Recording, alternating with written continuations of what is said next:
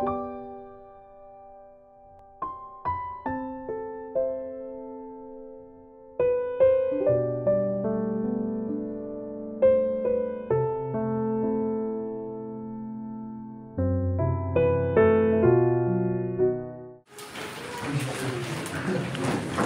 말씀은 요한복음 3절에서 19절입니다.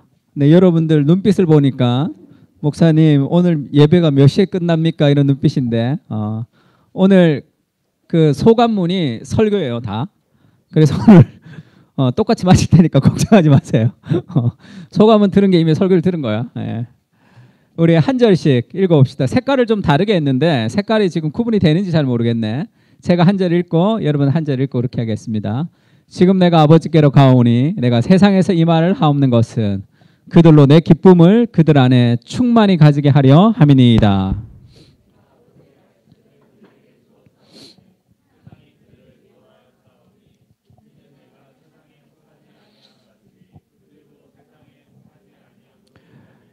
내가 비옵는 것은 그들을 세상에서 데려가시기를 위함이 아니요 다만 악에 빠지지 않게 보존하시기를 위함이니이다.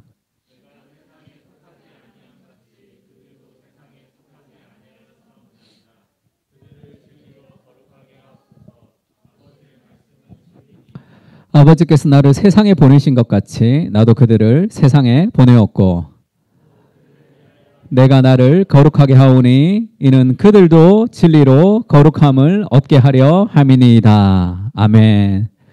샘 올베리라는 그 목회자인 것 같은데 저는 TGC 글을 통해서 처음 봤습니다. 샘 올베리가 이런 얘기를 했어요. 많은 그리스도인들이 부활을 믿고 부활절마다 믿음을 고백하지만 남은 한 해 동안 사실상 그것을 서랍에 처박아 둔다. 부활로 무엇을 어찌해야 할지 모르기 때문이다. 그러니까 재미있는 얘기를 했습니다. 부활절날 뭐 원수를 다 이기고 막 가슴 벅차게 찬양하죠. 근데 그날로 끝이 나. 감사한 예수님 부활로. 그 다음에 남은 한 해 동안 사실상 부활을 서랍에 처박아 두는 거죠. 왜냐하면 부활로 뭘 어떻게 해야 될지 잘 모르는 거예요. 그리스도의 부활이 오늘의 내 삶과 어떻게 연결이 되고 그것을 가지고 내가 뭘 해야 될지에 대해서 잘 모르는 거죠. 그냥 예수님이 부활하셔서 기쁜 거예요. 그래서 조금 더 나아가면 개인이 구원받은 거. 아, 예수님 부활하셔서 내가 구원받았구나 정도로 이제 끝이 나는 거죠. 그리스도 십자가를 보면 존 스토트의 그리스도 십자가를 보면 그런 얘기가 있습니다. 왜 그렇게 부활에 대해서 동떨어져게 생각하느냐 하면 그리스도의 죽음과 그리스도의 부활, 그 다음에 승천, 그리고 다시 오심은 세트예요. 세트. 이걸 끊어낼 수 없어. 그리스도의 십자가를 따로 끊어내고 부활을 따로 끊어내고 승천을 따로 끊어내고 다시 재림을 따로 끊어내는 게 아니라 이것은 하나로 이어지는 하나의 스토리입니다. 제사장이 제사하러 들어가서 제물을 죽이고 지성소에 들어가서 그 다음에 하나님께 제사를 드리고 나와서 백성들에게 축복을 하면서 제사가 끝이 나죠. 그래서 예수님의 죽음은 쉽게 얘기하면 예수님의 제물로 죽은 거예요. 그 어린 양이 죽은 거야. 그럼 피가 마련돼 있죠. 그 다음에 그리스도의 부활은 제사장으로 부활한 거야. 제사장과 그리스도의 피가 있습니다. 그러면 지성소로 들어가야 되죠. 하늘의 성소로 올라가신 거, 그게 승천이죠. 그리고 나서 예수님이 제위, 지금 통치하시고 마지막에 다시 오심으로 완성이 된다. 모든 제사가 완성이 되는 그 하나의 스토리. 그러니까 그리스도의 죽음, 부활, 승천, 재림을 다 끊어서 이해하면 내 삶에 헷갈리겠죠. 이것은 다 하나. 그래서 그리스도의 십자가는 십자가에서 승리가 시작됐다는 것을 알아야 돼요. 십자가는 패배고 부활이 승리가 아니고. 존 스토트가 그렇게 얘기합니다. 복음은 예수님의 죽으심과 부활을 모두 포함하죠. 왜냐하면 만약 예수님이 부활하시지 않았다면 그분의 죽음에 의하여 성취되는 것은 아무것도 없을 것이기 때문이다. 하지만 복음은 십자가를 강조한다. 왜냐하면 승리가 성취된 것이 바로 십자가이기 때문이다. 부활은 죄와 죽음으로부터 우리를 구원하는 것이 아니라 그것에 대한 확신을 우리에게 심어주는 것이다. 예수님의 십자가의 죽음으로 승리가 선포되었고 부활은 그것을 확증하는 거예요. 아, 예수님이 정말로 승리했다는 것을 확신시키고 그 다음에 예수님이 승천하셔서 성령을 부어주셔서 우리가 그 그리스도의 승리를 누리는 것이고 여기서 마지막 다시 오실 때 완성되는 하나님의 나라가 이루어지는 거죠. 그래서 창세기 3장 15절 같이 한번 읽을까요? 시작.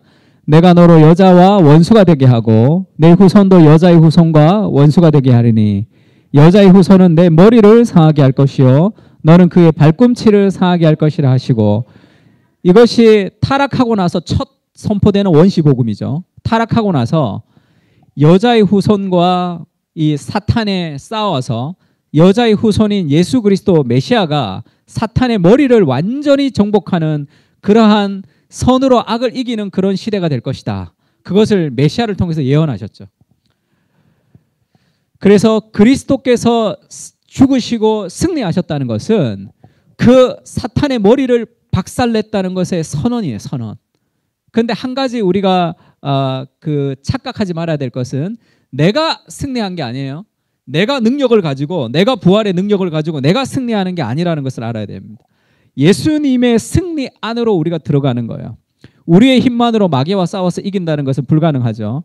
우리에게 그렇게 할 수 있는 재주도 없고 힘도 없습니다.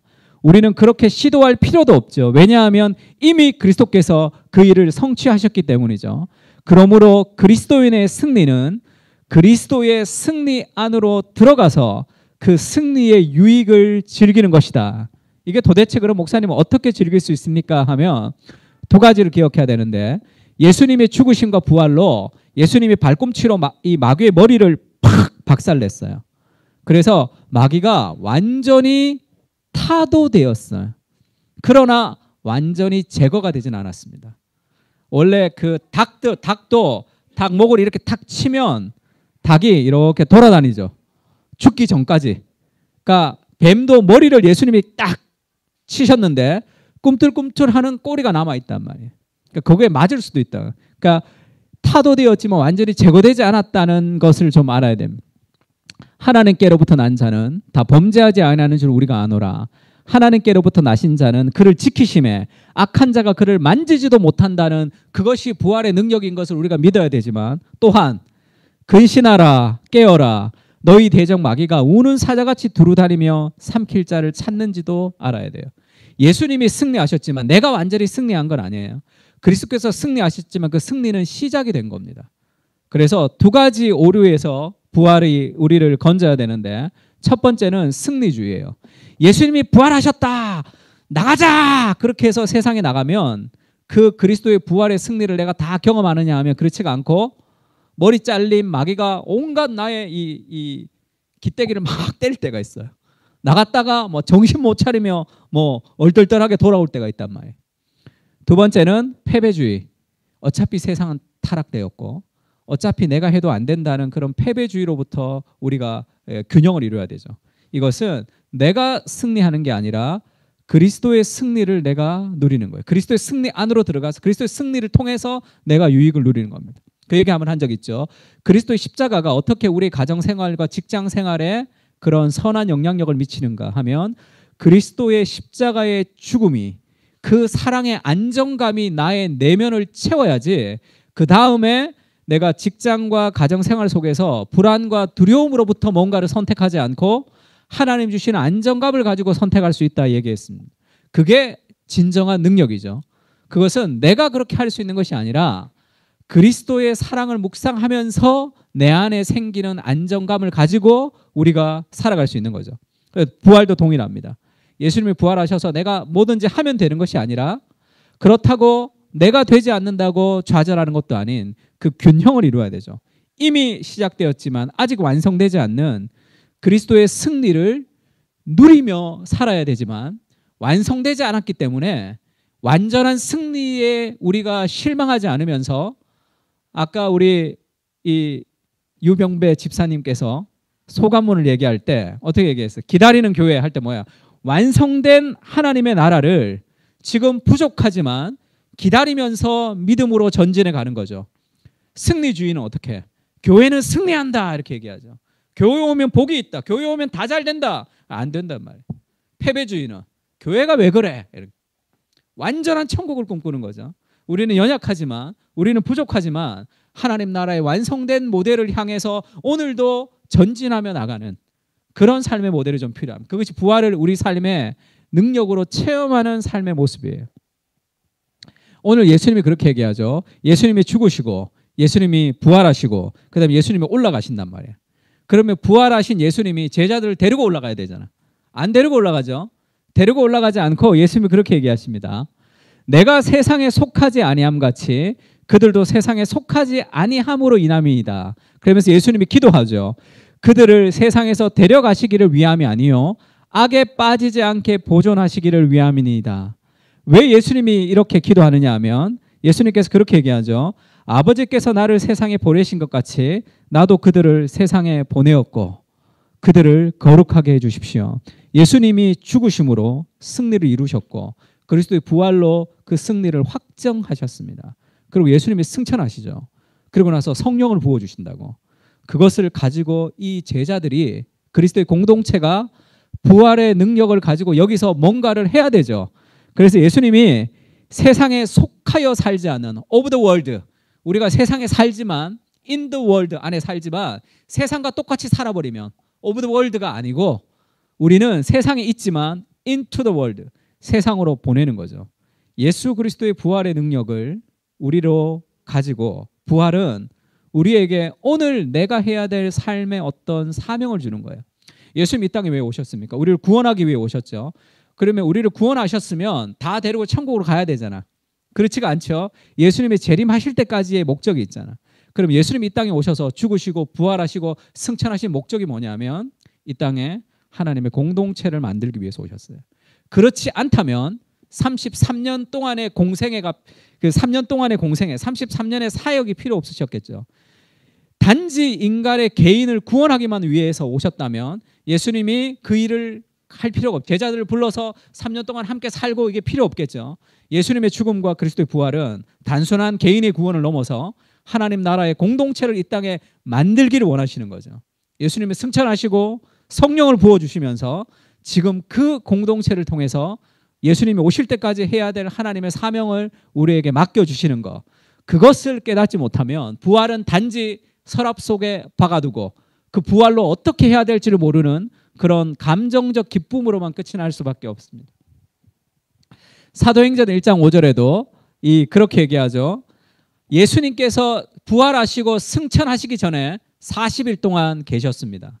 40일 동안 계시면서 예수님이 하나님의 나라의 일을 말씀하셨다 이렇게 해요. 40일 동안. 그러니까 예수님이 죽고 부활하시고 바로 승천하신 게 아니라 40일 동안 계셨어요. 40일 동안 계시면서 예수님의 죽음과 부활의 의미를 가르쳐 준 거죠. 그걸 한마디로 표현하면 하나님의 나라의 일이에요. 그것을 확대 해석하면 바울 서신부터 신약의 전체입니다. 그 하나님의 나라의 일을 말씀하시면서 예수님이 올라가시고 하나님의 나라 일에서 굉장히 중요한 게 무엇이냐? 예수님이 예루살렘을 떠나지 말고 내게 들은 바 아버지께서 약속하신 것을 기다리라. 요한은 물로 세례를 베풀었으나 너희는 몇 날이 못 되어 성령으로 세례를 받으리라 하면서 성령이 오셔서 탄생하는 그리스도의 공동체, 그것이 하나님의 나라의 일과 연결되어 있다는 거죠. 다시 얘기하면 예수님이 죽으심과 부활을 통해서 하나님의 나라를 여기서 시작하셨어요. 이 땅에서. 그리고 마지막 날에 예수님이 다시 오실 때 그것을 완성할 겁니다. 그러면 지금은 우리가 살아가는 이 세상은 이 세상의 한가운데 하나님 나라가 들어와 버렸어요. 하나님 나라가 요 정도로 지금 이 하나님 나라가 이 영역으로 침투했단 말이에요. 하나님의 통치가.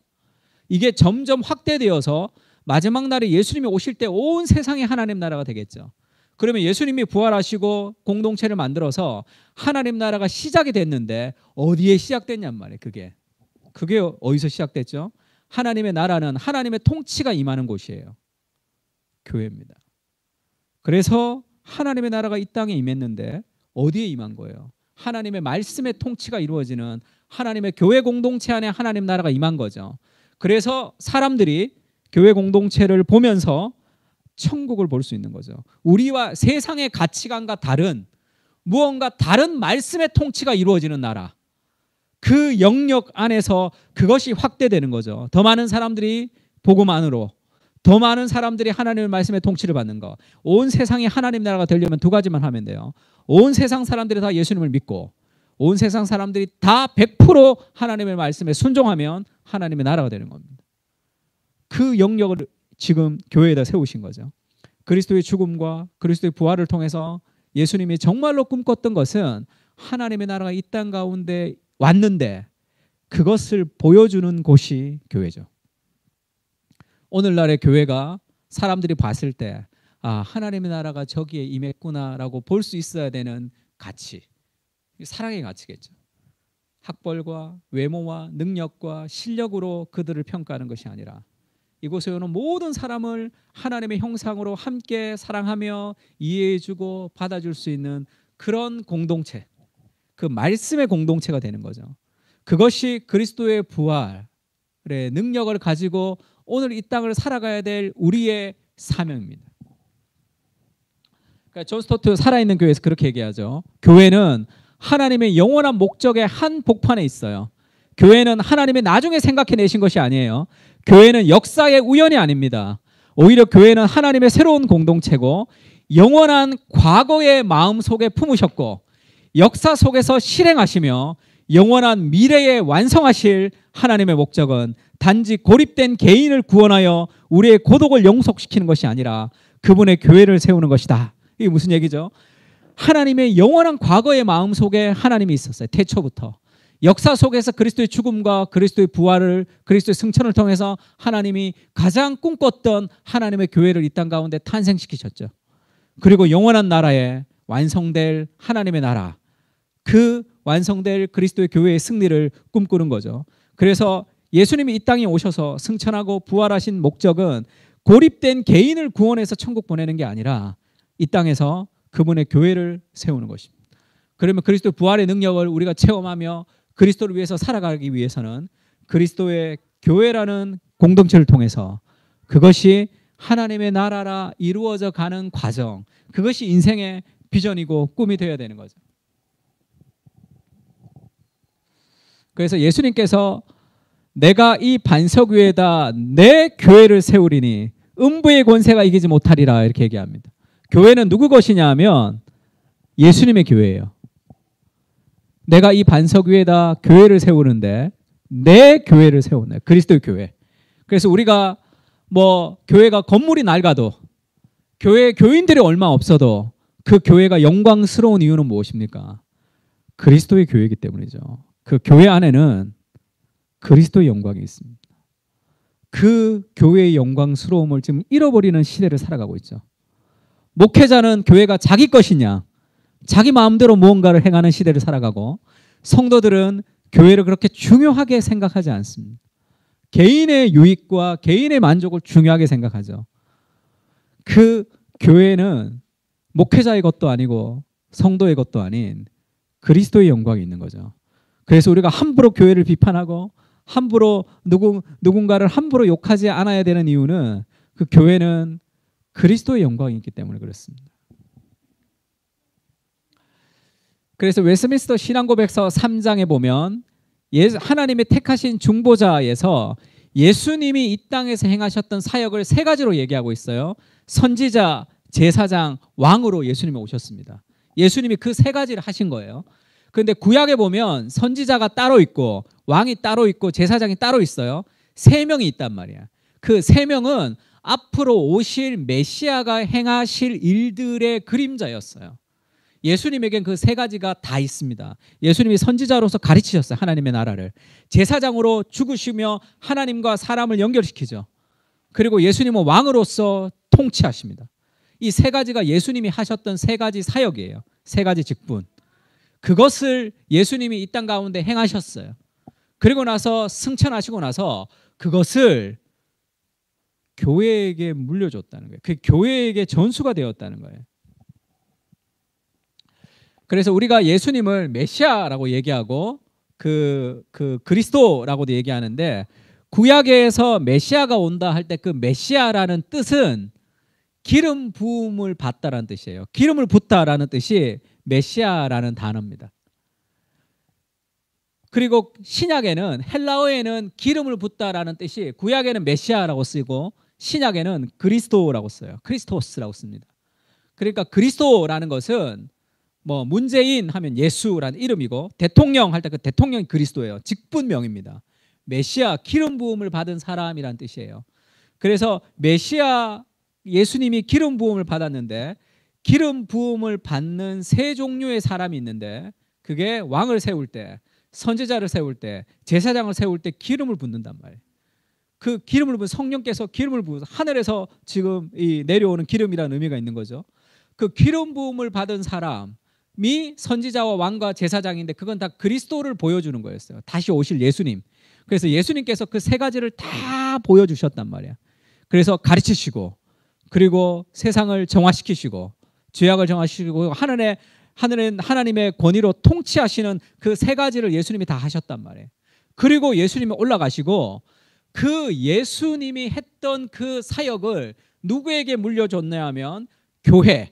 그래서 교회를 그리스도의 몸이라고 그러죠.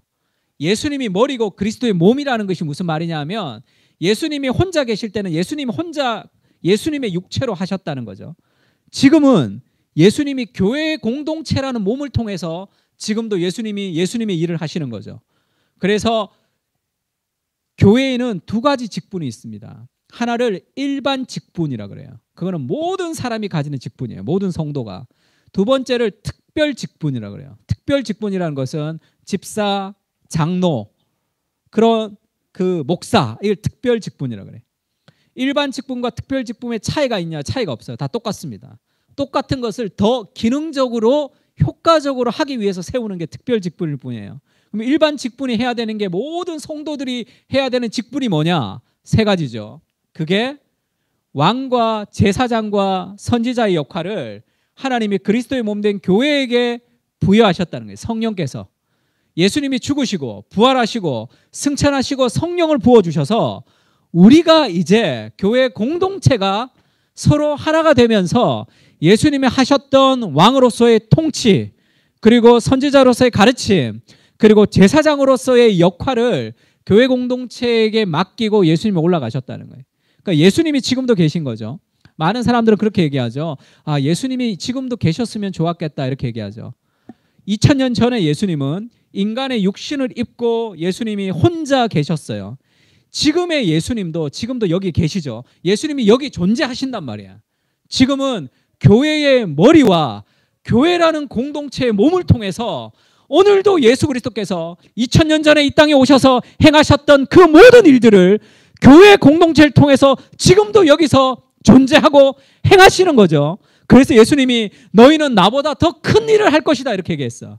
그 큰 일이 뭐죠? 그때 예수님은 혼자였다고. 예수님이 갈릴리에 계실 때 한국에는 예수님을 만나지 못하죠. 지금은 다릅니다. 지금은 그리스도가 영으로 오셔서 전 세계에 동시다발적으로 예수님이 존재하시고 그것이 그 그리스도의 뜻을 담아서 예수님의 몸으로 예수님의 역할을 해야 되는 곳, 그게 그리스도의 몸된 교회죠. 그리스도의 공동체라고. 서로 사랑하는 하나님의 공동체가 될 때 우리가 지체가 되는 거죠. 손가락, 발가락이 되어서 그리스도의 몸으로 부여받은 거예요. 그래서 나 한 사람은 그냥 교회의 일반 성도기 때문에 나는 그냥 온라인 예배만 드릴래. 그것은 그리스도의 몸을 상하게 하는 일이에요. 손가락이 자기 역할을 안 해버리는 거랑 마찬가지예요. 그리스도 몸이 온전하게 되는 것은 온 성도가 함께 역할을 다 해야 되는 거죠. 그래서 손가락이 아프면 온몸이 아프지 않냐? 바울이 그렇게 얘기하죠. 그것이 우리의 역할입니다. 그래서 직분은 두 가지. 우리 모두가 직분을 받은 거야. 선지자, 왕과 제사장의 직분을 받은 거예요. 지금. 아, 목사님 저는 능력이 없는데요. 능력이 있다는 거예요. 내 능력을 자꾸 생각해서 그래. 부활을 지금 서랍에다 넣어놓고 그 부활의 능력을 내가 어떻게 해야 될지를 몰라서 지금 그러고 있단 말이에요.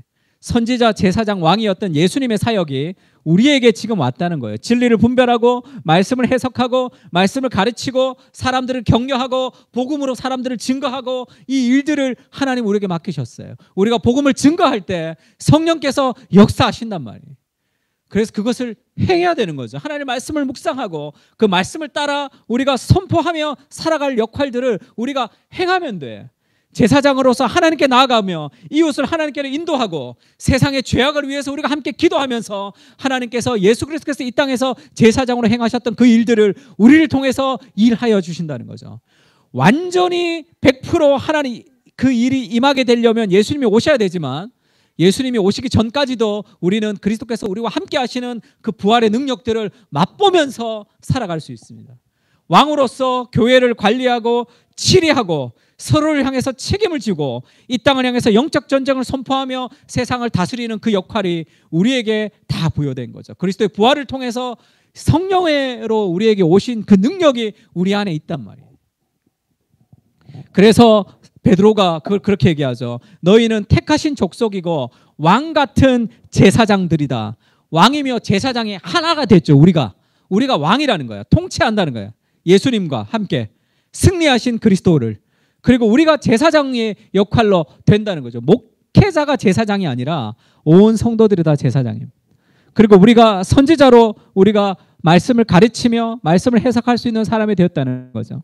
에베소서에는 그런 말씀이 있습니다. 긍휼이 풍성하신 하나님이 우리를 사랑하신 큰 사랑을 인하여 허물로 죽은 우리를 그리스도와 함께 살리셨고 그리스도께서 부활할 때 우리가 같이 부활했다는 뜻이에요. 너희는 은혜로 구원을 받은 것이라 또 함께 일으키사 그리스도 예수 안에서 함께 하늘에 앉히시니 이거는 지금의 성도들의 상황을 얘기합니다. 지금 우리가 구원받은 것이 예수 그리스도와 함께 하늘에 앉아 있는 거라는 거야. 그게 뭐죠? 예수님이 지금 제위 통치하시죠. 하늘에서. 우리의 신분이 하늘에서 하나님의 왕자로서 이 세상을 통치하는 신분으로 지금 영적으로는 그렇게 통치하는 삶을 살고 있는 거야. 그것을 우리가 이 땅에서 말씀 가운데 그것을 이루어가는 거죠. 그러면 직분자라는 것은 온 성도들이 왕과 선지자와 제사장의 역할을 잘 할 수 있도록 돕는 사람이죠. 섬기는 사람이라고. 목회자, 장로님, 집사님 이런 사람들은 성도들보다는 더 신앙이 좋은 계급이 아니라 온 성도가 왕과 선지자와 제사장의 역할을 잘 할 수 있도록 더 효율적으로 할 수 있도록 그들의 은사를 잘 발달할 수 있도록 함께 섬기는 사람이죠. 목사와 교사를 주셨으니 이는 성도를 온전하게 하며 봉사 일을 하게 하여 그리스도의 몸을 세우려 하심이라. 목사의 목적이 뭐죠? 성도들을 섬기는 것, 성도들을 가르치고 성도들을 무장시켜서 세상의 한가운데 왕과 선지자와 제사장의 역할을 할 수 있도록 돕는 코치의 역할, 코치. 목회자가 감독이라면 직분자들은 코치의 역할입니다. 정말 행동해야 될 선수들은 우리 한 사람 한 사람들이에요. 그 직분이 우리에게 그리스도의 부활을 통해서 왔다는 것을 좀 기억하면 좋을 것 같습니다. 그래서 팀 캐러가 그렇게 해가지고 교회는 운동성이 있어야 된다는 거예요. 교회는 막 역동적이어야 돼. 너무 딱딱하게 제도화되면 안 돼. 교회는 역동적인 운동성이 있어야 돼요. 그러나 운동성만 있으면 안 돼. 이게 제도적으로 완성이 돼야지 질서가 있는 거죠. 성령께서 역사하시는 운동성과 성령께서 역사하시는 제도가 함께, 열정과 제도가 함께 있을 때, 성령의 질서가 함께 있을 때 교회는 성장하게 됩니다. 그게 직분자를 세우는 거죠. 직분자를 세우지 않아도 우리는 열정 가운데 모든 사람들이 다 복음의 은혜 가운데 살아갈 수는 있습니다. 그게 효과적인 방향을 가지고 살 수 있으려면 그것이 제도화되는 거죠. 그 두 가지가 다 있어야 돼요. 그래서 운동성이 없는 제도화된 교회들, 정교인이 다 집사님 직분을 다 받았지만 움직이지 않는 교회들도 있죠. 그렇지가 않지만 선교단체 같이 온 사람들이 다 그렇게 복음의 감격을 누리고 복음을 전하지만 교회론이 없어서 뭔가 효과적으로 사역을 하지 못하는 단체들도 있습니다. 그 두 가지가 다 균형을 이루는 거죠. 중심은 성령의 역사하심이고 온 성도가 다 왕과 선지자와 제사장의 역할을 부여받았다는 것을 기억해야 됩니다. 이 얘기만 하고 오늘 말씀 좀 마쳤으면 좋겠는데, 풍랑치는 바다에서 예수님이 잠자고 있었어요. 그때 제자들이 예수님 막 깨우죠. 예수님 우리가 죽게 되었습니다. 막 깨우니까 예수님이 일어나셔서 그렇게 얘기합니다. 제자들이 나와 깨워 이르되 주여 주여 우리가 죽겠나이다 한데 예수께서 잠을 깨사 바람과 물결을 꾸짖으시니 이에 그쳐 잔잔하여지더라. 제자들에게 이르되, 예수님 그렇게 얘기하죠. 너희 믿음이 어디 있느냐 이렇게 얘기했어요. 너희 믿음이 어디 있느냐 이렇게 물었어요. 이거 왜 그렇게 물었을까요? 제자들이 예수님 막 깨우고 이러니까 예수님이 너희 믿음이 어디 있느냐 이렇게 혼내죠. 왜 혼낼까요? 예수님 깨우지 않아도 되는데 예수님을 깨웠기 때문이에요. 이게 무슨 얘기죠? 너의 믿음이 어디 있느냐 할 때 너의 믿음을 네가 어디다 숨겨놨냐 그 말과 좀 비슷해요. 그러니까 쉽게 얘기하면 예수님과 함께 있죠. 그리스도가 오병이어의 기적을 베푸시고 수많은 기적들을 그들과 함께 베푸셨던 그리스도가 우리와 함께 있단 말이에요.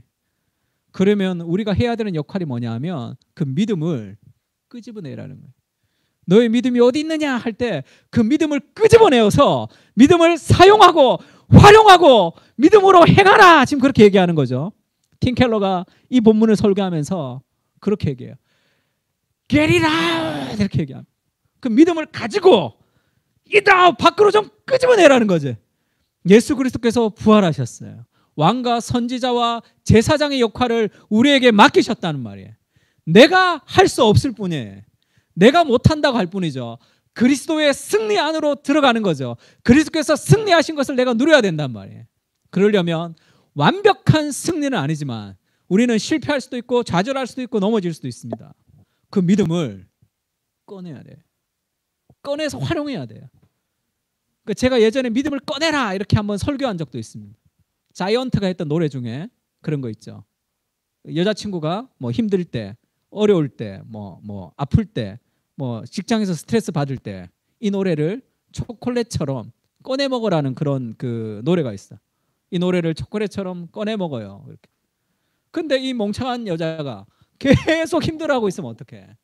그걸 꺼내서 먹고 좀 힘을 내고 그 노래를 듣고 좀 그것을 바꿔야 될 거 아니야.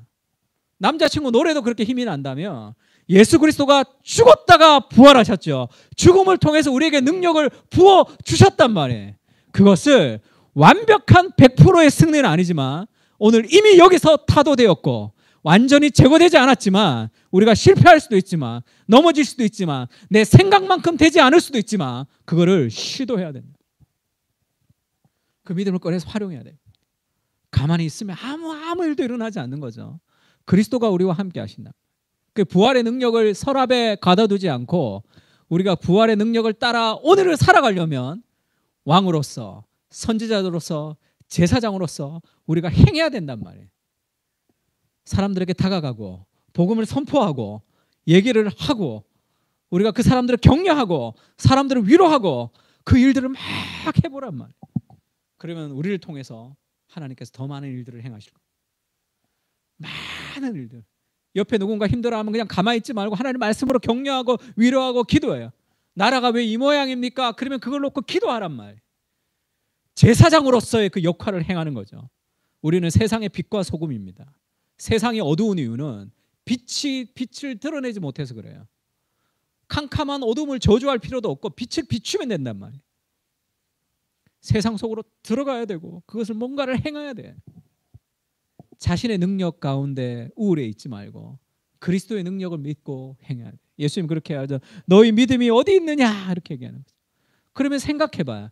예수님이 나를 위해서 십자가에 죽으셨어.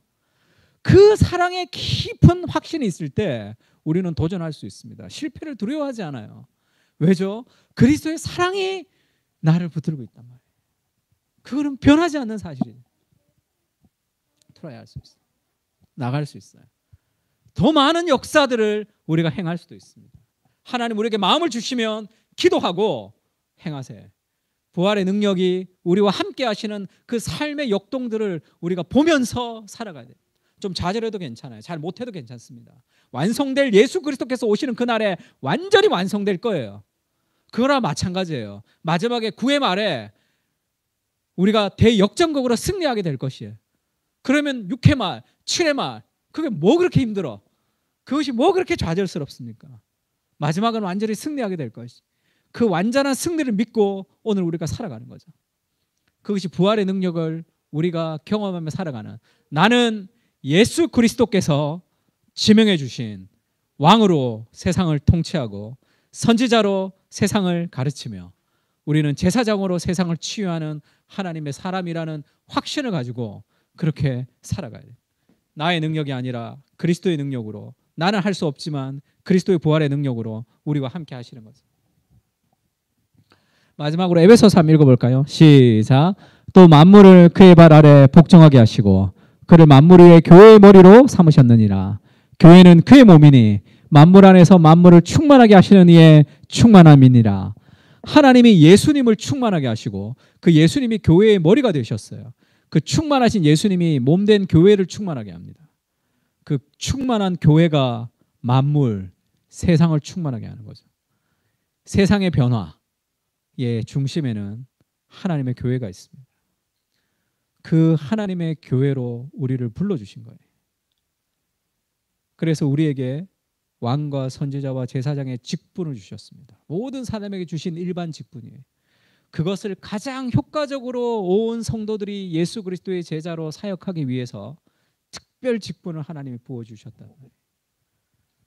그 일에 헌신하며 섬기는 것을 통해서 한 사람 한 사람의 인생을 통해서 예수님의 삶들이 다 드러나고 또 우리 교회를 통해서 건강한 하나님의 나라들이 이 땅 가운데 이루어지는 그런 부활의 능력이 우리와 함께 하기를 좀 소원하고 기도합니다. 같이 한번 찬양할까요? 하나님, 우리를 둘러싼 어두운 생각들이 많습니다. 주님, 나의 실력, 나의 능력, 내가 가진 삶의 한계를 가지고 우리가 위축되어서 아무것도 못하며 살아가는 것은 아닙니까? 주님, 우리를 바라보지 않게 주님 도와주십시오. 내가 누구인지를 나의 실력과 나의 능력과 내 안에 있는 무엇으로 내가 누구인지를 찾으려 하지 말고 내 안에 있는 무엇으로 내가 누구인지를 인정받으려 노력하지 말고 내 안에 있는 것으로 내가 누구인지를 증명하려고 애쓰는 그 모든 삶이 다 무기력하며 우리의 삶을 패배로 인도할 수밖에 없는 것을 기억합니다. 주님, 내가 누구입니까? 예수 그리스도께서 목숨을 버리시면서까지 우리를 붙드시는 끝없는 사랑의 사람인 것을 기억하며 그리스도가 죽음에서 부활하셔서 그리스도께서 행하셨던 왕으로 선지자로 제사장으로 이 땅에서 행하셨던 그 사역을 하나님의 교회 공동체에게 부여주신 것을 감사합니다. 우리가 일반 직원으로 우리가 하나님 이 땅을 살고 있다는 것을 기억할 수 있도록 주님 도와주시옵소서. 우리의 삶에 여러 가지 많은 두려움들이 있습니다. 나의 한계 안에서 우리의 과거가 우리의 능력이 우리를 발목 잡고 수많은 열등감으로 우리를 움직이지 못하게 하는 어두움의 생각들을 물리쳐버리고 부활하신 그리스도께서 어둠을 떼치며 승리하신 것처럼 우리 안에 부활의 능력이 지금도 살고 있음을 우리로 확신하며 우리가 그 믿음을 활용하며 살아갈 수 있게 주여 도와주시옵소서.